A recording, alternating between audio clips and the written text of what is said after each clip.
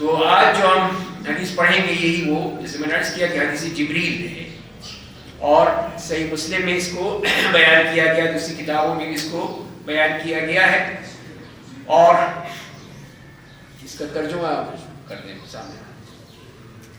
تو یہ ترجمہ آپ کے سامنے ہے اس کا، کہ جس میں سیدنا عمر بن خطاب رضی اللہ عنہ سے روایت ہے کہ ایک روز ہم رسول اللہ صلی اللہ علیہ وسلم کی خدمت میں بیٹھے ہوئے تھے کہ اچانک ایک آدمی نمودار ہوا، اس کے کپڑے بہت ہی سفید اور بال انتہائی سیاہ تھے، اس پر سفر کے آثار نظر نہیں آتے تھے، اور نہ ہی تو جو فرمایا گیا اس میں کہ اس شخص کے بارے میں جیسے کہ بتا رہے ہیں سیدنا عمر بن خطاب رضی اللہ تعالیٰ عنہ، کہ نہ اس کے کچھ سفید کپڑے پہنے ہوئے تھے، سیاہ بال تھے، اور اس کے اوپر سفر کی کوئی اثرات بھی نہیں تھے، کوئی نشانات، کوئی تھکن، کوئی غبار، کچھ نہیں تھا، اور نہ ہی ہم میں سے کوئی اس کو جانتا تھا. یہاں تک کہ وہ شخص آیا نبی کریم صلی اللہ علیہ وسلم کے پاس آ کر بیٹھ گیا، اور اس نے اپنے گھٹنوں کو نبی کریم صلی اللہ علیہ وسلم کے گھٹنوں کے ساتھ ملا دیے، یعنی قریب ہو کر بیٹھ گیا، اور فرماتے ہیں کہ اس نے اپنے ہاتھ جو ہے اپنی رانوں پہ رکھے، یعنی پورے ادب کے ساتھ، اور پھر اس نے کہا کہ یا محمد اخبرنی عن الاسلام، کہ محمد صلی اللہ علیہ وسلم مجھے اسلام کے بارے میں بتائیے. تو رسول اللہ صلی اللہ علیہ وسلم فرمائیں کہ الاسلام ان تشهد ان لا الہ الا اللہ وان محمد رسول اللہ وتقیم الصلاة وتؤتی الزکاة وتصوم رمضان وتحج البیت ان استطعت الیہ سبیلا. کہ اسلام یہ ہے کہ تم یہ گواہی دو کہ اللہ کے سوا کوئی اور معبود حقیقی نہیں ہے، اور یہ اس بات کی گواہی کہ محمد صلی اللہ علیہ وسلم اللہ کے رسول ہیں، اور نماز قائم کرو، زکوٰۃ ادا کرو، رمضان کے روزے رکھو، اور اللہ کے گھر کا حج کرو اگر تم اس کی استطاعت رکھتے ہو. تو اس نے کہا کہ صدقت، اس نے کہا آپ نے سچ کہا. تو صحابہ کہتے ہیں کہ ہمیں بڑا تعجب ہوا کہ پوچھتا بھی ہے اور تصدیق بھی کرتا ہے خود ہی. تو پھر اس نے سوال کیا کہ ایمان کے بارے میں مجھے بتائیے. تو آپ نے فرمایا کہ تم ایمان لاؤ اللہ پر، اس کے فرشتوں پر، اس کی کتابوں پر، اس کے رسولوں پر، قیامت کے دن پر، اور تقدیر کے اچھے اور برے پر ایمان رکھو. تو اس نے کہا کہ صدقت، آپ نے سچ کہا. تیسرا سوال کیا کہ مجھے احسان کے بارے میں بتائیے، احسان کیا ہے. تو آپ نے فرمایا کہ تم اللہ کی عبادت اس طرح کرو جیسے کہ تم اس کو دیکھ رہے ہو، اور اگر تم اس کو دیکھ نہیں رہے ہو تو وہ تمہیں دیکھ رہا ہے. چوتھا سوال یہ تھا کہ مجھے قیامت کے بارے میں بتائیے. تو آپ نے فرمایا کہ جس سے پوچھا جا رہا ہے اس کو بھی نہیں پتا، جیسے سائل کو نہیں پتا، اب دونوں ہی لائق میں اس سے، تو اللہ جانتا ہے. تو اس نے کہا کہ پھر مجھے نشانیاں بتا دیجیے، مجھے قیامت کی کچھ نشانیاں بتا دیجیے. تو آپ نے پھر دو نشانیاں بتائیں. پہلی بات تو یہ ہے کہ لوڈیا اپنے مالک کو جنے گی، اور دوسری نشانی کہ تم دیکھو گے کہ ننگے پاؤں، ننگے جسم، فقیر، بکریوں کے چرواہے اونچی اونچی بلڈنگوں میں فخر کریں گے. اور پھر کچھ وقت گزرا، وہ شخص چلا گیا. تو فرماتے ہیں کہ رسول اللہ نے مجھ سے پوچھا کہ یا عمر اتدری من السائل، کہ عمر جانتے ہو یہ کون تھا؟ تو میں نے کہا اللہ اور اس کے رسول بہتر جانتے ہیں. تو آپ نے فرمایا کہ فَإِنَّهُ جِبْرِيلٌ أَتَاكُمْ يُعَلِّمُكُمْ دِينَكُمْ، یہ جبریل علیہ السلام تھے جو تمہیں تمہارا دین سکھانے آئے ہیں. اس لحاظ سے بہت ہی اہم حدیث ہے، جس میں ہماری عبادات بھی بتا دی، ہمارے معتقدات بھی بتا دیے، ہمارا اللہ سے تعلق بھی بتا دیا، قیامت کے بارے سے بھی بتا دیا. تو اس طرح یہی وہ دین کی جو اہم باتیں تھیں سب کی سب اس حدیث میں آ گئی. آئیے اس حدیث کو جاننے کی کوشش کرتے ہیں. اگر میں تو چاہتا تھا کہ ہمارے جو نوجوان ہیں وہ اس چیزوں کو نوٹ کریں، اس کو لکھیں، نوٹ کریں، اور یہ چیزیں آپ کے کام آئیں گی. پتہ نہیں موقع ملے نہ ملے، نہ مجھے موقع مل سکے کبھی کہ میں آپ کو بتا سکوں، نہ آپ کو ایسا موقع ملے. تو یہ ایک علم کی محفل ہے، اس میں جو چیز بھی ہے وہ فائدہ مند ہے، اور خاص طور پہ جو ہمارے عقائد کے بارے میں چیزیں آتی ہیں وہ بہت اہم ہوتی ہیں. تو اس میں جو فرمایا گیا کہ ہم جیسے کہ ہم بیٹھے ہوئے تھے اور ایک شخص آیا، تو اس کا جیسے کہ نام نہیں بتایا گیا کہ وہ کون تھا، اس لیے کہ بتانا بھی مقصود نہیں تھا. اصل چیز تو وہ چیز تھی اس لیے کہ صحابہ کرام بعض دفعہ سوال کرتے ہوئے ہچکچاتے تھے کہ پتہ نہیں سوال کو ایسا کر لیں نبی قسم کی شان کے مطابق ہو نہ ہو، قرآن نازل ہو رہا ہے ہمارے بعد کوئی بارے میں کوئی قرآن کی آیت نازل ہو جائے، قیامت تک پڑھی جائے گی. تو اسی لیے وہ ہچکچاتے تھے. اپنی باتوں میں کوئی سوال کرنے سے. تو اللہ تعالیٰ نے کہا کہ اچھا جبریل سے کہا تم جاؤ جا کے بتاؤ ان کو کہ سوال کیا کرنے ہیں, کون سے سوالات کرنے چاہیے جس سے تم کچھ سیکھو اور تمہاری زندگی اس پہ اور دنیا اور آخرت دونوں سے فائدہ ہو. سفید کپڑے اور سفید بال, اور یہ بھی سفر کا کوئی اثر نہیں تھا, یہ صحابہ کرام تو نہیں پہچان پائے کون ہے یہ, اس لیے کہ وہاں کے تھے ہی نہیں وہ, اسی لیے کہتے ہیں کہ ہمیں نہیں معلوم تھا کون ہے یہ, اور نہ ان پہ کوئی غبار آلود ہو یا کسی قسم کے میلے کپڑے ہوئے, کچھ بھی کوئی صاف براق کپڑے پہنے ہوئے. اسی لیے پھر صحابہ کرام کو بڑا تعجب ہو رہا تھا کہ یہ ہے کون یہ شخص, لیکن سمجھ نہیں پا رہے تھے اور نہ ہی پوچھ سکتے تھے, اس لیے کہ ادب ہے, رسول اللہ کی محفل ہے, اس میں ایک ادب. ایک آدمی آیا اسے پوچھا کون ہے تو, نہ اپنا شناختی کارڈ دکھا, ایسا تو نہیں ہو سکتا. تو اسی لیے پھر وہ سب خاموش بیٹھے رہے, کسی نے کچھ نہیں کہا, اور یہاں تک کہ وہ آ کے بیٹھ گیا تاکہ وہ پھر نبی کریم سب سے قریب بھی ہو, آپ اس کی بات سن بھی سکے, آپ کو سنا بھی سکے, اور ادب بھی, دو زانو ہو کر بیٹھ کے آپ سے وہ سیکھ رہا ہے. اور اس نے اپنی گھٹنے آپ کے گھٹنوں سے ملائے اور اپنے جو دونوں ہاتھ تھے اپنے رانوں پہ رکھے, اور پھر کہا کہ یا محمد. اور یہ اسی لیے بتانے کے لیے ایک طرح سے یہ اس کو جو کہا جاتا ہے کہ توریہ کا معاملہ ہوتا ہے کہ چیز کو اس طرح دکھانا کہ کچھ اور مفہوم بنے اس کا. تو وہ یہ ہے کہ اس لیے کہ عرابی آتے تھے, دیہاتی آتے تھے, وہ یہی کہتے تھے یا محمد اخرج اخرج, اس قسم کی ذرا بدتمیز سے بات کرتے تھے. تو اللہ تعالیٰ نے بھی اس کو نوٹ کیا کہ یہ بات غلط ہے, لیکن یہاں پہ جبریل علیہ السلام نے اس لیے کہا کہ لوگ ان کی اس کو نہ سمجھ سکے. اگر کہیں یا رسول اللہ کہیں گے تو سمجھ جائیں گے یہ بھی کوئی یہی کہے یا ایسے آئے کہ جو پڑھا لکھا آدمی ہے. تو وہ اس طرح اپنے آپ کو بتانا چاہتے کہ میں بھی ایک عرابی ہوں, بدو ہوں. تو اسی لحاظ سے انہوں نے یہ الفاظ کہہ دیے, ورنہ تو صحابہ اکرام کا طریقہ یہی ہوتا تھا کہ وہ ہمیشہ آپ کو آپ کی رسالت اور آپ کی نبوت کے حوالے سے پکارتے, یا رسول اللہ, یا نبی اللہ, اس طرح کہا کرتے تھے. تو پہلا سوال اس نے یہ کیا کہ مجھے اسلام کے بارے میں بتائیے.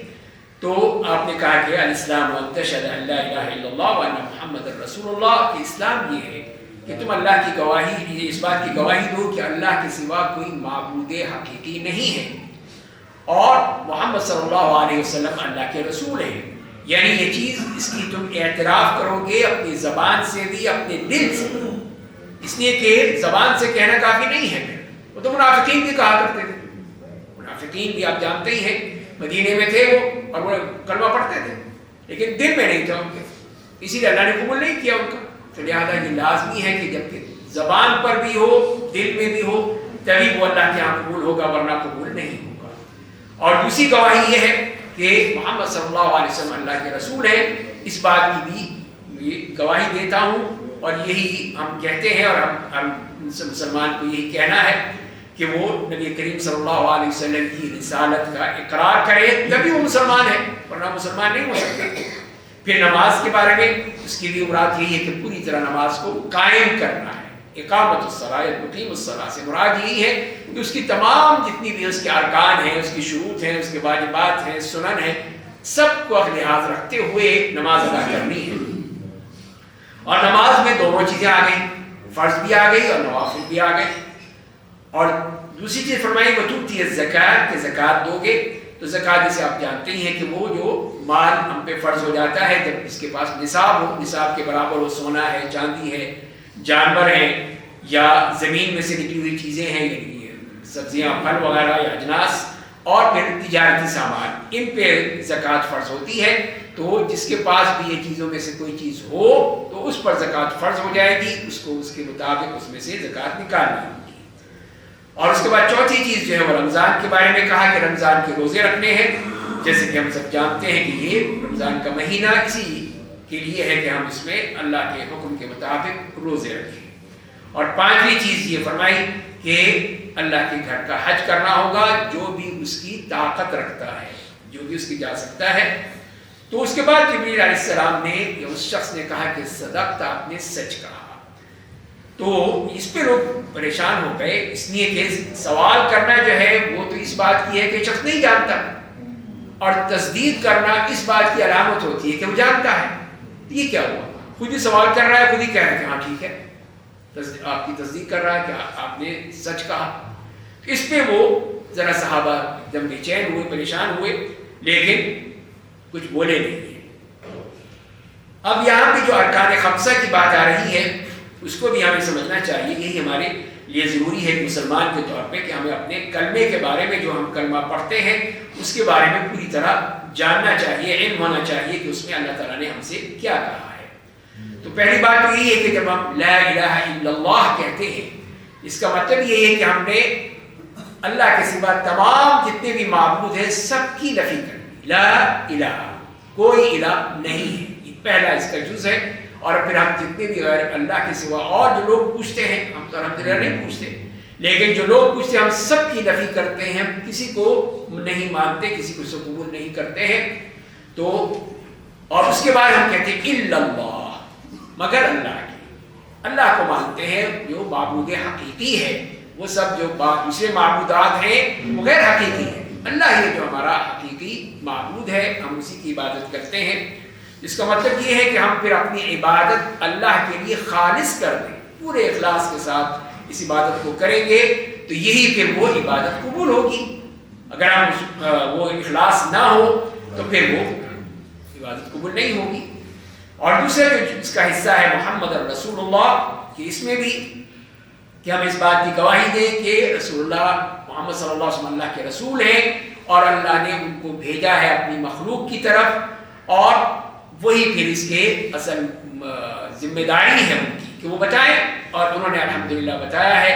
وہ ہماری گواہی بھی وہاں پہ نوٹ ہوگی کہ جب ہم کہیں گے کہ انہوں نے اپنا پیغام پہنچا دیا تھا، اپنا جو اللہ کا حکم تھا وہ کر کے گئے ہیں، ہم اس کی گواہی دیتے ہیں. ہم ان کے لیے گواہی دیں گے، وہ ہمارے لیے گواہی دیں گے. تو یہ نبی کریم صلی اللہ علیہ وسلم بھی ایمان.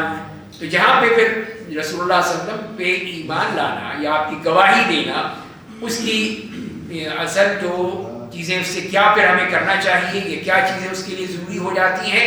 پہلی بات تو یہ ہے کہ جو کچھ بھی وہ لے کر آئے ہیں اس کی تصدیق کرنی. وہ قرآن لائے، ہم قرآن کی مانتے ہیں، اور رسول اللہ لے کر آئے، آپ کے اوپر وہی اتری. دوسری چیز نبی کریم صلی اللہ علیہ وسلم کے جو اقوال ہیں، افعال ہیں، آپ کے کیے ہوئے اعمال ہیں آپ کے سامنے، وہ سب بھی آپ کی سنت ہے، آپ کی احادیث ہے، ان کو بھی ہمیں ماننا ہوگا. تو اسی لیے پھر یہ اس بات کی جب ہم نے کلمہ پڑھا ہے تو ہم نے پھر رسول اللہ صلی اللہ علیہ وسلم کی ان چیزوں کو، آپ کی تمام اقوال افعال کو ماننا ہے، اس کی تصدیق کرنی ہے. تو ہم پہ یہ واجب ہے. دوسری چیز یہ ہے کہ جو بھی رسول اللہ کا حکم ہے اس کو قبول کرنا ہے. اس میں کوئی تردد نہیں ہونا چاہیے کہ نہیں یہ تو اس زمانے کی باتیں تھیں، اب بڑا مشکل ہے، حالات بدل گئے ہیں، یہ ہو جیسے ہم کہہ دیتے ہیں کسی بات کو. تو اس کے لیے پھر وہ مختلف وہ بہانے نکالتے ہیں. جبکہ قرآن میں اللہ تعالیٰ نے صاف کہہ دیا ہے وَمَا كَانَ لِمُؤْمِنٍ وَلَا مُؤْمِنَةٍ إِذَا قَضَى اللَّهُ وَرَسُولُهُ أَمْرًا أَن يَكُونَ لَهُمُ الْخِيَرَةُ مِنْ أَمْرِهِ. کہ کسی بھی مومن مرد، مومن عورت جب اللہ تعالیٰ فیصلہ کر دے، اللہ کے رسول فیصلہ کر دے، تو ان کے لیے اس معاملے میں کسی قسم کی کوئی چوائس نہیں ہے. صاف کہہ دیں کہ مَا كَانَ لَهُمُ الْخِيَرَةُ. یہی ایسا چیز کہ وہ اپنی مرضی کریں کہ نہیں میری مرضی یہ ہے، میں یہ سوچتا ہوں، میں یہ سمجھتا ہوں، میری رائے ہے، میرا خیال ہے. نہیں، یہاں بات بنے گی نہیں.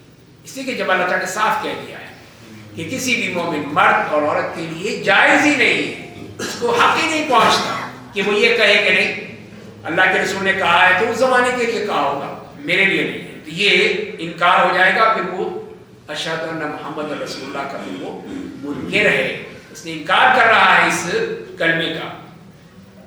تیسری چیز یہ ہے کہ جس چیزوں سے نبی کریم صلی اللہ علیہ وسلم نے منع فرما دیا ہے، روک دیا ہے، اس سے بچنا لازمی ہوگا. جس چیز سے کہہ دیا کہ یہ مت کرو تو ہم نہیں کر سکتے. پھر کہے نہیں جی ہم دیکھیں گے اس میں کس طرح کریں گے اور کس طرح کی تعویلات ڈھونڈیں گے، تو نہیں، یہ ہمارے لیے جائز ہی نہیں ہے. اور جیسے کہ نبی کریم صلی اللہ علیہ وسلم نے اس بات کی طرف اشارہ کر دیا تھا کہ قریب ہے کہ ایک شخص آئے گا، وہ پیٹ بھرا ہوا کھانا کھا کے مزے سے ٹھاٹ سے بیٹھا ہوگا اور پھر کہے گا کہ ہمارے لیے قرآن ہی کافی ہے بس. تو جو کچھ بھی قرآن میں ہے اس کو ہم مانیں گے، اس میں جو حلال ہے وہ حلال مانیں گے، جو حرام ہے حرام مانیں گے، بس اور کچھ نہیں. تو یہ وہی چیز ہے کہ جو چاہتے ہیں کہ رسول اللہ کی بات کا رد کر دیا جائے، انکار کر دیا جائے، نہ مانی جائے، نہ قبول کی جائے، کوئی ایسی باتیں کرتے ہیں جو رسول اللہ نے بتا دی تھی. تو لہذا پھر ہمیں ہر چیز کو ماننا ہے، اس کا انکار نہیں کرنا کہ یہ چیز جو تھی وہ رسول اللہ نے کہی تھی تو اس کے یہ مطلب تھا، اس کا یہ مطلب تھا. چوتھی بات وہ یہ ہے کہ انسانوں میں سے کسی کا قول رسول اللہ کے قول کے اوپر نہیں جائے گا. اور سے سن لیجیے کہ ہم اللہ کے رسول کے سامنے کہیں کہ نہیں فلاں نے یہ کہا ہے، فلاں نے یہ کہا ہے، فلاں یہ کہتا ہے، فلاں وہ کہتا ہے. نہیں جب رسول اللہ کہتے ہیں کہ تو پھر کیوں نہیں مانتے؟ کیا وہ رسول اللہ سے افضل ہو گئے، برتر ہو گئے؟ یہ بہت ہی جیسے عموماً میں کہہ دیتا ہوں کہ بعض لوگ یہ کہتے ہیں کہ جی ہمارے امام صاحب نے تو نہیں کہا تو ہم نے. کتنی بڑی بات کہہ رہے ہیں آپ، اپنے امام صاحب کو اللہ کے رسول سے اوپر مل جا رہے ہیں. قیامت کے دن وہ آپ کا گریبان پکڑیں گے، میں نے کب کہا تھا یہ؟ وہ تو اللہ کے نیک بندے تھے، اللہ کے بہت ہی صالح متواضع بندوں میں سے تھے. وہ یہ کیسے کہیں گے کہ نہیں مجھے رسول مان لو، میری بات کو قرآن حدیث پہ اوپر رکھ لو؟ وہ تو یہ کہتے تھے کہ میرا قول آ جائے حدیث کے سامنے تو میرے قول کو دیوار پہ مار دو، حدیث کو قبول کر. وہ تو یہ کہتے تھے. اور ہم نے یہ بنا لیا کہ نہیں وہ مانیں گے تو کریں گے ورنہ نہیں کریں گے. تو یہ چیز جو ہے یہ بنیاد نہیں ہے. ابن عباس سے ایک دفعہ کسی نے کہہ دیا کہ رسول اللہ صلی اللہ علیہ وسلم کی بات انہوں نے بیان کی، تو انہوں نے کہا ابو بکر اور عمر تو یہ کہتے ہیں، وہ تو جلال میں آ گئے، یعنی کہ قریب ہے کہ تمہارے اوپر آسمان سے پتھر برسیں گے. میں کہتا ہوں کہ قال رسول اللہ، تم کہتے ہو قال عمر و ابو بکر. عمر ابو بکر سے بھی کوئی افضل نہیں ہو سکتا. وہ یہ دیکھیں کتنا سالڈ ان کا وہ موقف ہے کہ اس میں ذرا بھی انہوں نے کہی کہ ابو بکر عمر اگر ہیں تو ان کی بات مان لینا نہیں. یہ چیز اس میں. اور پانچویں بات یہ ہے کہ اللہ کے دین میں بھی کسی چیز کو جو رسول اللہ نہیں لے کر آئے ہیں ہم نہیں لا سکتے، یہ بدعت ہو جائے گی. اور جب بدعت ہو جائے گی تو پھر وہ قابل قبول نہیں ہے. صاف کہہ دیا رسول اللہ نے کہ جو بھی ایسا عمل جو ہمارا عمل نہیں ہے اس کے خلاف کوئی عمل لے کے آتا ہے ہمارے عمل کے خلاف تو وہ رد ہے، مردود ہے، اس کو قبول نہیں کیا جائے گا. تو لہذا پھر کسی قسم کی کوئی بھی چیز جو ہے رسول اللہ کے احکام کے آپ کے اقوال، چاہے وہ عقیدہ ہے، قول ہے، فعل ہے، وہ نہیں قبول کیا جائے گا. اس کا مطلب یہ ہے کہ جو ایسی بات کہتا ہے وہ ایک تو قرآن کا انکار کر رہا ہے. قرآن کہہ رہا ہے کہ الیوم اکملت لکم دینکم، یعنی آج اللہ تعالیٰ فرما رہے ہیں کہ دین مکمل کر دیا. یہ کہہ رہے ہیں کہ نہیں دین مکمل نہیں ہوا، ہم اور اس میں اضافہ کریں گے. اللہ نے 2 عیدیں بنائی، ہم تیسری عید بھی بنائیں گے. تو یہی سے تو مسئلہ خراب ہو جائے گا کہ آپ تیسری چیز بھی نکال رہے ہیں. کہاں لائے ہیں؟ کہا اللہ نے کیا، اللہ کے رسول نے کہا، صحابہ نے کیا، نہیں کیا. تو پھر یہ بدعت ہو جائے گا. تو وہی یہ اشہد ان محمد رسول اللہ کے خلاف جائیں گے. اور اسی طرح حتیٰ کہ نبی کریم کی محبت میں کہ ہم یہ کرنا چاہتے ہیں، آپ کی محبت میں یہ کرنا چاہتے ہیں، ہم یہاں پہ چراغاں کرنا چاہتے ہیں، یہاں پہ کمکمے لگانے چاہتے ہیں، بہت ہی لائٹ بازی ہوگی، یہ ہوگا وہ ہوگا، یہ تو محبت نہیں ہے. تو لہٰذا یہ چیز غلط ہوگی کہ رسول اللہ کے نام سے ہم کوئی چیز کرنا چاہیں تو وہ بھی ہمیں منع کر دیا گیا. اور ساتویں بات یہ ہے کہ نبی کریم صلی اللہ علیہ وسلم کے بارے میں کہ ان کا ایک مقام ہے، ہم سب جانتے ہیں وہ اللہ کے رسول ہیں. تو ان کو پھر اللہ کے رسول سے بڑھا کر الوہیت کے درجے پر لے جانا، نعوذ باللہ اللہ کے ساتھ بٹھا دینا، یہ چیز جائز نہیں ہوگی، یہ صحیح نہیں ہوگی. اس لیے کہ ان کے لیے ان کے پاس نہ الوہیت ہے نہ ربوبیت ہے. وہ تو یہی کہتے ہیں کہ انما انا بشر، میں تو انسان ہوں. اب اللہ نے کہا کل انما انا بشر، آپ کہہ دیجیے کہ میں ایک انسان ہوں. فرق صرف یہ ہے کہ مجھ پر وحی آتی ہے تو پر وحی نہیں آتی، بس یہ فرق ہے. تو لہذا پھر ہم نبی کریم صلی اللہ علیہ وسلم کو ان کی مقام سے آگے نہیں بڑھا سکتے. یہ بھی پھر اللہ کو ناراض کرنے کی بات ہوگی اور اللہ تعالیٰ اس پہ ناراض ہو گئے کہ ہم ایسی بات کہیں جو کہ اللہ تعالیٰ نے نہیں کہی، اللہ کے رسول نے نہیں کہی ہے. اور آٹھویں بات یہ ہے کہ جو ان کے اقوال ہیں ان کا احترام کریں. ان کا احترام کرنا ہمارے اوپر ہے کہ وہی چیزیں ہیں کس طرح ان کی کوئی وہ توہین نہیں کرنی ہے، ان کے ساتھ برا سلوک نہیں کرنا ہے، بلکہ ان کو سمجھنا ہے، قبول کرنا ہے، عمل کرنا ہے. اب دیکھ لیجیے کہ امیر المومنین عمر بن خطاب رضی اللہ تعالیٰ عنہ نے مسجد نبوی میں تھے کہ 2 بندوں کو دیکھا کہ وہ زور زور سے باتیں کر رہے ہیں. انہیں بلایا بھائی کہاں سے آئے تم؟ کہا جی ہم تو طائف سے آئے ہیں. یعنی اگر تم مدینے کے ہوتے نا میں چمڑی ادھیڑ دیتا. تمہیں نہیں پتا اللہ نے کیا کہا کہ یا ایھا الذین آمنوا لا ترفعوا اصواتکم فوق صوت النبی. اب آپ تو مسجد نبی میں ہو تو یہاں پر بھی وہی حکم چلے گا, وہاں پہ آواز بلند نہیں کرنی ہے تم نے. اسی لیے انہوں نے بڑی سختی سے ڈانٹ دیا. یہ ہمت ہے کہ نبی کریم کی ہر بات ہر چیز میں احترام, پورا پورا احترام آپ کی. جیسے کہ اللہ تعالیٰ نے یہی جو فرمایا کہ لا ترفعوا اصواتکم, تو ایک صحابی تھے ثابت بن قیس, ان کی آواز ویسے ہی ذرا بلند تھی. انہوں نے یہ آیت سنی تو وہ تو گھر میں بیٹھ کے رونے شروع کر دیا. رو رہے ہیں کہ میرا بات تو ضائع ہو گئی. ان تحبط اعمالکم, جو قرآن کہہ رہا ہے اعمال برباد ہو جائیں گے تمہارے اگر تم اس طرح آوازیں بلند کرو گے. تو وہ پھر گھر بیٹھ کے روتے ہی رہے. تو جب آپ کو نہیں ہے تو آپ نے بلایا ان کو اور پھر ان کو بھائی کیا کیوں رو رہے ہو تم؟ کہا کہ یہ کہ میرے اعمال تو برباد ہو گئے, میری آواز آپ کی آواز سے بلند ہو جاتی ہے. آپ نے کہا کہ نہیں ایسا نہیں ہے, تم اما ترضى ان تعيش حمیدا وتقتل شہیدا وتدخل الجنہ, کیا تمہیں آپ ان کو راضی کہتے ہیں کہ کس طرح راضی کر دیا ان کو کہ دیکھو تم بہت ہی اچھی زندگی گزارو گے, شہید کی صورت میں اللہ کے ہاں جاؤ گے, جنت میں داخل ہو جاؤ گے. تو ان کو بشارت دی گئی. یہ ہے کہ وہ تو اللہ کے بندے تھے, کیسے ہو سکتا تھا کہ وہ جان بوجھ کے آواز بلند کریں. تو یہی چیز ہے کہ نبی کریم صلی اللہ علیہ وسلم کا احترام کس طرح ہمارے لیے موجود ہے. اس کے بعد پھر دیکھتے ہیں ہم کہ یہ تو وہ کلمے کے بعد ہوگی. پھر نماز کے بارے میں تو یہی جیسے میں نے عرض کیا کہ جو بھی نماز ہم پر فرض ہوتی ہے اس کو ادا کرنا ہے, اس کے تمام شروط کے ساتھ, ارکان کے ساتھ, واجبات کے ساتھ, اور اس کے بغیر وہ مکمل نہیں ہوتی. مکمل اسی وقت ہوگی جب ہم پوری طرح اس کے بارے میں اس طرح ادا کریں گے. اور اسی کے لیے پھر ہمیں کہا گیا اس میں فرض بھی شامل ہے, نفل بھی شامل ہے, ساری نمازیں اس میں شامل ہیں جس کے بارے میں کہا گیا ہے. اس کے بعد پھر زکوٰۃ کا معاملہ آ جاتا ہے کہ زکوٰۃ کا بھی جیسے میں نے عرض کیا کہ وہ ہم پر فرض کی گئی ہے جن کے پاس نصاب ہے, جو جس کے جیسے سونا چاندی عموماً زیادہ ہی ہوتا ہے, روپیہ ہے, سونا ہے, چاندی ہے, ان میں بھی تو وہی 2.5% ہمیں صرف زکوٰۃ دینی ہے. اور اللہ تعالیٰ نے قرآن کریم میں سورہ توبہ میں وہ اس کے جو مستحق ہیں ان کے بارے میں بتا دیا ہے کہ یہ وہ مستحق ہیں, ان کو دیا جائے گا. اب لوگ کہتے ہیں کہ جی کسی یتیم بچی ہے اس کی شادی کرنی ہے, کسی کو سلائی مشین دینی ہے, کسی کے لیے کوئی اور وہ کنواں کھودوانا ہے, یہ کرنا ہے, وہ کرنا ہے. تو یہ قرآن میں تو نہیں آیا.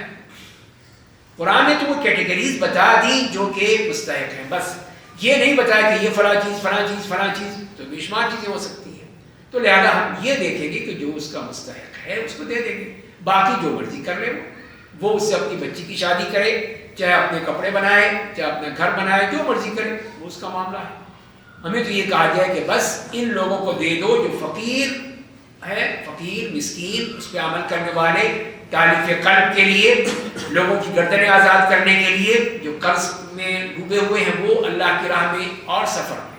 یہ ہے جو 8 آپ نے صنف بتائے ہیں. اس کے بعد پھر رمضان کا مہینہ آ جاتا ہے, اس میں روزے رکھنے کا کہا ہمیں کہ ہم طلوع سحر سے لے کر غروب شمس تک, غروب آفتاب تک ہم یہ کرتے ہیں. تو یہ بھی ہمارے اوپر فرض ہے کہ ہم روزہ رکھیں. اب یہ نہیں ہے کہ ہم بعض لوگ جیسے کرتے ہیں کہ روزہ تو رکھ لیا کہ نماز نہیں پڑھنی, جیسے کہ حضرات نے بتایا کچھ لوگ افطار تو کیا لیکن نماز نہیں پڑھی, نماز کہ وہ کھڑی ہو گئے تو چلے گئے. یہ کوئی تو نہیں ہے, یہ تو عبادت نہیں ہے. یہ روزہ اللہ کیسے قبول کرے گا ایسے؟ تو اسی لیے پھر وہ جو اس کے احکام ہے اس کے مطابق کیا جائے گا. اسی طرح پھر حج کا معاملہ آیا اور اس میں ہی بتا دیا کہ وہ ادائے مناسک ہیں جو مخصوص اوقات میں کیے جاتے ہیں اللہ کی عبادت کے لیے, اور اس میں عمرہ بھی شامل ہے. تو یہی ہے کہ جسے آپ فرمایا کہ استطاعت الیہ سبیلا, اگر تم اس کی استطاعت رکھتے ہو تو. وَلِلَّهِ عَلَى النَّاسِ حِجُّ الْبَيْتِ مَنِ اسْتَطَاعَ إِلَيْهِ سَبِيلًا, جو قرآن کریم نے بھی کہا کہ استطاعت ضروری ہے کہ آدمی استطاعت رکھتے ہو, مالی بھی اور بدنی بھی, دونوں استطاعتیں موجود ہیں تو اس پہ حج فرض ہو جائے گا, اس کو حج کرنا ہوگا. اور خواتین کے لیے ان کے لیے محرم ضروری ہے, جیسے کہ رسول اللہ نے فرمایا ہے کہ محرم کے ساتھ ہی جا کر وہ حج یا عمرہ کر سکتی ہیں, چاہے اس کو سعودی حکومت بھی ختم کر دے, پاکستانی حکومت بھی ختم کر دے, اللہ کا حکم باقی رہے گا. وہ اسی طرح رہے گا، ہم اسی کی بات کریں گے، ہم ان کی بات کو نہیں کہیں گے کہ ان کی جاؤ، وہ گئے تو خود بھگتیں گے، انہوں نے کیوں حدیث کو انکار کیا، ان کا معاملہ ان کے ساتھ۔ خیر یہ بتا دیے اسلام کے بارے میں، اسلام کے 5 ارکان آپ نے بتا دیے۔ تو جبریل علیہ السلام نے کہا کہ صدق، آپ نے سچ کہا۔ تو وہی سیدنا عمر رضی اللہ عنہ کہتے ہیں کہ ہمیں بھی تعجب ہی ہوا کہ یہ خود ہی پوچھتے ہیں اور خود ہی اس کی تصدیق کرتے ہیں۔ دوسرا سوال کیا کہ عن الایمان فاخبرنی عن الایمان، کہ مجھے ایمان کے بارے میں بتائیے، ایمان کیا ہے؟ ایمان اس میں اقرار ہے، اعتراف ہے، تصدیق ہے، یہ اس کے مفہوم ہے۔ اور ایمان سے مراد یہی ہے کہ پھر ایک تو قبول کرنا ہے، ایک پھر اس کو ماننا ہے، اس کے مطابق عمل کرنا ہے، صرف اقرار ہی کافی نہیں ہے۔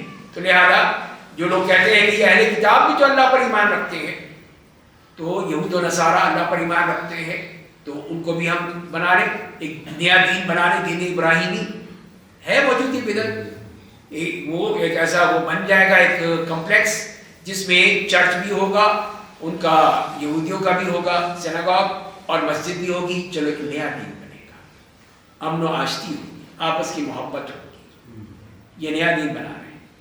یہ کیا ہے؟ یہ سب مذاق ہے، اللہ کے دین کے ساتھ مذاق کرنا۔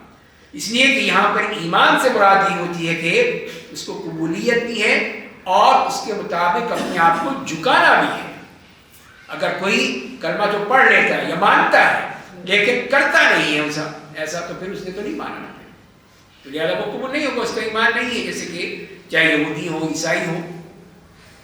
اس کے بعد پھر آپ نے ایمان کی 6 ارکان بیان کر دی کہ اللہ پر ایمان ہے، فرشتوں پر، کتابوں پر، رسولوں پر، قیامت کے دن پر اور تقدیر کے اچھے اور برے ہونے پر۔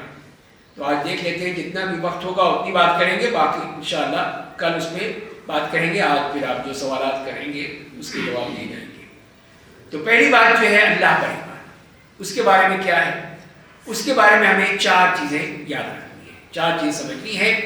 کہ پہلی بات یہ ہے کہ اللہ تعالیٰ کی وجود کے بارے میں ہمارا پختہ ایمان ہے کہ باقی اللہ تعالیٰ کی ذات ہے، تو اس پہ ایمان ہے ہمارا۔ کچھ تو اسی کے منکر ہیں کہ نہیں اللہ کچھ بھی، جو چیز نظر نہیں آتی وہ تو ہے ہی نہیں، تو لہذا ان سے یہی کہا جائے گا کہ ذرا عقل دکھا دو اپنی، عقل بھی تو نظر نہیں آتی نا۔ تو ایسے ہی لوگ ہیں جو کہ نعوذ باللہ اللہ کا انکار کرتے ہیں کہیں اور کتنی عقائد کا انکار کر دیتے ہیں، تو جو بھی اللہ تعالیٰ کا انکار کرتا ہے وہ مومن نہیں ہے، اس کا ایمان نہیں کہا جائے گا، اور چاہے وہ کتنا ہی کرتا رہے۔ اب فرعون تھا، مان تو گیا تھا لیکن اس کو قبول کرنے کو تیار نہیں تھا، تو اسی لیے اللہ تعالیٰ نے نہیں کیا، اس نے بعد میں توبہ بھی کرتا رہا، توبہ بھی اس کی نہیں۔ تو لہٰذا پہلی بات ہی وہ اللہ تعالیٰ کی ذات کے بارے میں ہمارا ایمان ہے۔ دوسری بات یہ ہے کہ یہ ایمان کہ وہی رب ہے، اس کی ربوبیت کا ایمان، اس پر ایمان ہے کہ وہی ہے رب تعالی، یعنی وہی خالق ہے، مالک ہے، پوری کائنات کا مدبر ہے، ہر چیز اس کے ہاتھ میں ہے، وہ دینے والا ہے، تو یہی اس کی ربوبیت ہے، اس کی وہ آسمان و زمین کا پیدا کرنا ہے، انسانوں کا پیدا کرنا ہے، سب کچھ اس کے ہاتھ میں ہے، اس نے کیا ہے۔ تیسری بات کہ اس بات پر ایمان کہ وہی الوہیت، یعنی بطور معبود ہم اس کو مانتے ہیں، وہی اس قابل ہے کہ ہم اس کی عبادت کریں۔ ربوبیت تو الگ میں نے عرض کیا، وہ تو اس کی وہ خالق رازق ہونا ہے، اور یہ الوہیت ہے یعنی اس کا معبود ہونا، اس کی عبادت کرنا، اس کے سامنے جھکنا، اس کے سامنے ہاتھ اٹھا کے دعائیں مانگنا، یہ ہے اس کو ہم نے اپنا معبود مانا ہے، اور کسی کو نہیں مانتے۔ یہی ایمان کی تیسری چیز ہے کہ ہم یہ جان لیں کہ وہ اپنی الوہیت میں بھی یکتا ہے، اس کے ساتھ کوئی شریک نہیں ہے، وہی ہمارا ایمان ہونا چاہیے۔ چوتھی بات کہ ہم اللہ تعالیٰ کے اسماء اور صفات پہ مکمل ایمان رکھتے ہیں۔ اللہ تعالیٰ نے اپنی کتاب میں یہ چیزیں بیان کی، اپنی صفات بیان کی ہیں کہ وہ قادر ہے، وہ وسیع السماوات والارض ہے، خالق السماوات والارض ہے، بے شمار ہے۔ پھر اس کی کچھ دوسری صفات آ جاتی ہیں جس میں اصل اختلاف جو ہوا ہے لوگوں میں یہیں پہ ہوا ہے، اور وہ یہ ہے کہ اللہ تعالیٰ نے اپنے لیے کچھ جسمانی اعضاء کا ذکر کیا ہے، تو وہ بھی ہم مانیں گے، ایمان رکھتے ہیں کہ ہمارا ایمان ہے، اس کی کوئی تعبیر نہیں کریں گے، اس کو بدلیں گے نہیں، اس کا مطلب یہ بھی ہو سکتا ہے وہ بھی ہو سکتا ہے، نہیں، ہم یہ کہیں گے کہ ہاں جیسے اللہ تعالیٰ نے ید اللہ فوق ایدیہم، اللہ کا ہاتھ ان کے ہاتھوں پر ہے، تو اب اللہ تعالیٰ نے خود کہا ہے، اس کا انکار تو نہیں کر سکتے کہ نہیں ہاتھ نہیں ہے، یہ ایسے ہی کہہ دیا ہے، نعوذ باللہ ایسی بات تو نہیں ہے، تو انکار ہو جائے گا۔ تو لہذا پھر ہم یہی کہیں گے جو ہمارا ایمان کہتا ہے کہ یہ اللہ تعالیٰ کی صفات ہیں جو اس نے خود بیان کی ہیں یا رسول اللہ صلی اللہ علیہ وسلم نے بیان کی، ہم اس پر ایمان رکھتے ہیں۔ اور اللہ تعالیٰ نے یہ بھی فرما دیا کہ لیس کمثلہ شیء، اس کی طرح کی کوئی چیز نہیں ہے، تو لہذا پھر مماثلت تو ہو ہی نہیں سکتی۔ آپ یہ نہیں کہہ سکتے کہ جیسے میرا ہاتھ ہے ویسے اللہ کا ہاتھ ہے، یہ ہم نہیں کہہ سکتے، اس سے ہمیں منع کر دیا گیا کہ یہ تم نے نہیں کہنا۔ تو بس پھر یہی کہیں گے کہ ہاں اللہ تعالیٰ کی صفات ہیں جیسے اس کے لائق ہیں، اس کی ذات باری تعالیٰ کے لیے لائق ہیں، اس کا ہمیں پتہ ہی نہیں کیا ہے۔ تو لہذا ہم کوئی مثال دینا، کوئی تشبیہ دینا، کوئی اس کی تعویل کرنا، کوئی اس کو بالکل ہی معطل کر دینا کہ نہیں کچھ بھی نہیں ہے، یہ سب غلط ہے۔ ہم صرف یہی کہیں گے جو کہ ثابت ہوتا ہے سلف صالحین سے کہ وہ یہی کہا کرتے تھے کہ ہاں اس کی صفات ہیں۔ جیسے کہ ایک شخص آیا امام مالک رحمہ اللہ کے پاس کہ اللہ تعالیٰ فرماتے ہیں کہ الرحمن علی العرش استوى، کہ رحمان عرش پر متمکن ہوا، تو یہ کیسے ہوا؟ تو پھر امام مالک نے یہ کہا کہ الاستواء معلوم، کہ استواء عربی کا لفظ ہے، پتہ ہے کہ کیا مطلب ہوتا ہے کسی چیز کے، کہ اپنے بیٹھنا ہے، آرام کرنا ہے، وہ مراد ہے، لیکن کیفیت اس کی مجہول ہے، بلکیف مجہول، کیفیت نہیں پتا ہمیں کیسی ہے، یہ اللہ جانتا ہے، اللہ کی جیسی بھی ہو وہ اس کا معاملہ ہے، ہم صرف ایمان رکھیں گے۔ بلکیف مجہول والسؤال عنہ بدعہ، اور اس کے بارے میں سوال کرنا بدعت ہے، غلط ہے، اس کو جو ہم نے ماننا ہے بس۔ تو یہ ہے جو طریقہ تھا ایسے سلف صالحین کا کہ اس معاملے میں اتنی احتیاط کیا کرتے تھے۔ تو یہ وہ بتا دیا کہ ہم اللہ تعالیٰ کے اسماء اور صفات کو مانتے ہیں، ان کے ذریعے سے ہم پھر اللہ پر ایمان بھی رکھتے ہیں، اللہ کو پکارتے بھی ہیں۔ وَلِلَّهِ الْأَسْمَاءُ الْحُسْنَىٰ فَادْعُوهُ بِهَا، اللہ تعالیٰ کے یہ خوبصورت نام ہے، اس کے ذریعے سے اللہ کو پکارو، ہمیں کہا گیا ہے۔ تو ہم عبادت کے لیے پھر جو وسیلہ کریں گے اللہ کے ناموں کا وسیلہ کریں گے کہ اللہ تو خالق ہے، رازق ہے، مالک ہے، تو سب کچھ ہے، تو میرا یہ کام بھی کر دے، تو مجھے یہ بھی دے دے۔ تو یہ ہم اس کے ذریعے سے وسیلہ بھی بنا سکتے ہیں، اس کی ہمیں اجازت دی گئی ہے، اور وہی ہمیں کہا گیا ہے کہ اس طرح ہم نے اپنے رب کو ماننا ہے، اس کے مطابق اس پر ایمان لانا ہے۔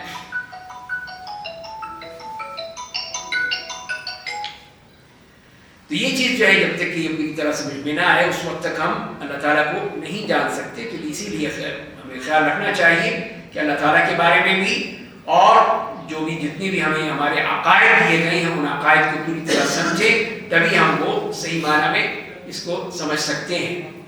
اس کے بعد پھر وہ فرشتوں کی بات ہے کہ فرشتوں کے بارے میں فرمایا کہ ان پر بھی فرشتہ ایمان لانا ہے، ان فرشتوں پر۔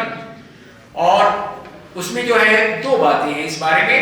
پہلی بات یہ کہ ایمان جو لاتے ہیں فرشتوں پر وہ اس لیے کہ ہم ان تمام فرشتوں پر ایمان رکھتے ہیں جن کے بارے میں ہمیں بتایا گیا ہے، قرآن کریم میں بتایا گیا ہے، اور ان کے اعمال بتائے گئے ہیں، تو وہ ہم کرتے ہیں۔ تو لہذا یہ ہمارے اوپر ذمہ ہے۔ اور دوسری بات یہ ہے کہ جو ان کے اعمال ہیں اس پر بھی ایمان ہے ہمارا، جیسے کہ جبریل علیہ السلام وحی کے ذمہ دار تھے، وحی لاتے تھے انبیاء کرام رسول کرام پر۔ میکائیل جن کی ڈیوٹی ہے بارش کے اوپر، ان کی وہاں پر ہے نباتات پہ، بارش پہ، ان چیزوں پر۔ اسرافیل وہ ہے جو کہ سور پھونکیں گے، ان کا ذکر آیا ہے۔ تو ان تین کا ہی ذکر آیا ہے، باقی اور کسی کا ذکر نہیں آیا۔ تو جیسے کہ نبی کریم صلی اللہ علیہ وسلم دعا کیا کرتے تھے کہ اللہم رب جبرائیل و میکائیل و اسرافیل، تو یہ آپ نے تین ہی نام لیے ہیں۔ تو یہ ہم اس پہ ایمان رکھتے ہیں کہ جو بھی ہمیں بتائے گئے ہیں جن فرشتوں کے بارے میں جہاں پر بھی آیا ہے سب ہم ان کو مانتے ہیں۔ اب کچھ ان کے جو اعمال ہیں خصوصی اعمال ہیں بعض فرشتوں کے، جیسے کہ جو بندوں کے اعمال لکھتے ہیں کرامن کاتبین وہ لکھتے ہیں، وہ اعمال ان کے ہمارے ساتھ انہیں مقرر کر دیا گیا ہے۔ تو اس طرح پھر یہ اس پر ہمارا ایمان ہے۔ اسی طرح وہ فرشتے ہیں کہ جو زمین میں گھومتے پھرتے ہیں، جہاں پہ بھی کوئی علمی محفل ہوتی ہے وہاں آ کے بیٹھ جاتے ہیں۔ آپ کی محفل میں بھی آپ کے ساتھ بیٹھے ہوں گے کہ وہ یہ کہ اللہ تعالیٰ نے ڈیوٹی لگا رکھی ہے کہ جاؤ جا کے دیکھو، رات میں کچھ بیٹھے ہیں جو دین کا علم حاصل کر رہے ہیں، جاؤ جا کے نام لکھو، ان کو نوٹ کرو. تو یہ ان کی ہے. جو بھی ایسا ملتا ہے وہاں جا کے وہ بیٹھ جاتے ہیں وہ فرشتے. اور وہ فرشتے ہیں جو کہ بنی آدم کی حفاظت پہ مقرر ہیں، ان کی سیکیورٹی کے لیے وہ مقرر ہیں. اور جب بھی سیکیورٹی کا حکم ختم ہو جائے گا وہ الگ ہو جائیں گے، موت کا وقت آ جائے گا. اس سے پہلے پہلے ان کی پوری سیکیورٹی کریں گے. اور وہ فرشتے بھی ہیں جو کہ بنی آدم کی جو روحیں قبض کرنے کے لیے ذمہ داری ہے، ان کی ذمہ داری لگا دی گئی ہے.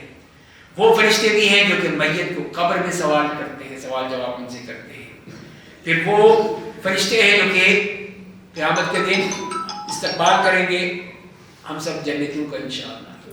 وہ ہمارا استقبال کریں گے. سلام علیکم طبتم فادخلوها خالدین.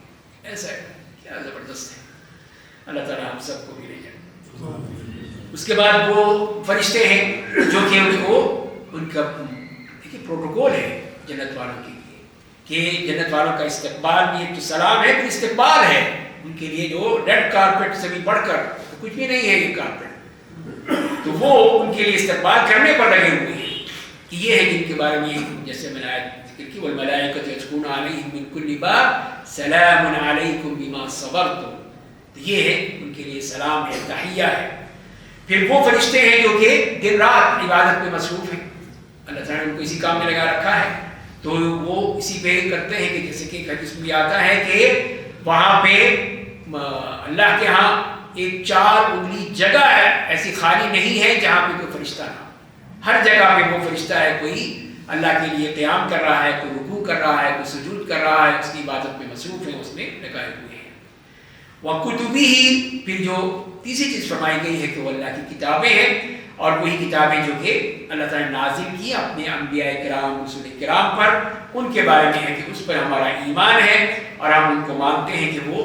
تو اس میں جو چیزیں آئی ہیں 4 چیزیں ہمیں سمجھنی ہے اللہ کی کتابوں کے بارے میں کہ ہم اس بات پر ایمان رکھتے ہیں کہ جو بھی اللہ نے اپنے رسولوں پر نازل کیا ہے وہ اللہ کی طرف سے ہے، اللہ کی طرف سے ہے. اور جو ان کے پاس جو کتابیں موجود ہیں اس میں تو انہیں تحریف کر دی، لیکن جو اصل کتاب ہے اس پر ہم ایمان رکھتے ہیں. زبور ہے، تورات ہے، انجیل ہے، صحف ابراہیم اور صحف موسیٰ ہے. تو ان کا ذکر کیا ہے قرآن کریم میں. تو ہم مانتے ہیں کہ یہ سب کتابیں اللہ کی طرف سے ہیں اور جو کچھ بھی ہے وہ سب اللہ کی طرف سے ہے. دوسری بات کہ اس میں بھی جو خبریں آئی ہیں، جو باتیں آئی ہیں، اس سے قرآن کو مانتے ہیں، ہم ان کتابوں کو بھی مانتے ہیں کہ اس میں جو کچھ بھی آیا ہے جو اللہ کی طرف سے، جس کی کوئی تحریف نہیں ہوئی، تبدیلی نہیں ہوئی، وہ اللہ کی طرف سے ہے. اور تیسری بات ہے کہ اس میں جو احکام ہے اگر وہ ہماری شریعت کے خلاف نہیں ہے تو پھر ہم ان کو قبول کر سکتے ہیں. اگر شریعت کے مطابق ہے تب تو ہماری شریعت کافی ہے پھر، اور اگر شریعت میں جو نہیں ہے اس میں سے تو وہ پھر بعض لوگ قبول کریں گے، بعض نہیں کریں گے، بہرحال ایک الگ بات ہے. پھر اسی طرح جو اس کے نام بتائے گئے ہیں اس میں قرآن ہے، تورات ہے، انجیل ہے، زبور ہے، صحف ابراہیم، صحف موسیٰ ہے. ہم سب ان ناموں کے ساتھ ان کو مانتے ہیں، ان پہ ایمان رکھتے ہیں. اور کوئی کہے کہ میں نہیں مانتا تورات ہے یا نہیں ہے، یا میں یہ فلاں کتاب نہیں مانتا، تو وہ پھر ایمان اس کا ناقص ہے، وہ مشکل ہو جائے گی اس کے لیے. پھر رسولوں کے بارے میں بھی کہا کہ رسولوں پر ایمان ہے. تو جتنے بھی رسول اللہ تعالیٰ نے بھیجے ہیں سب پر ہم ایمان رکھتے ہیں، ان کو مانتے ہیں کہ جن کے بارے میں قرآن کریم نے ذکر کیا ہے آدم علیہ السلام سے لے کر نبی کریم صلی اللہ علیہ وسلم تک.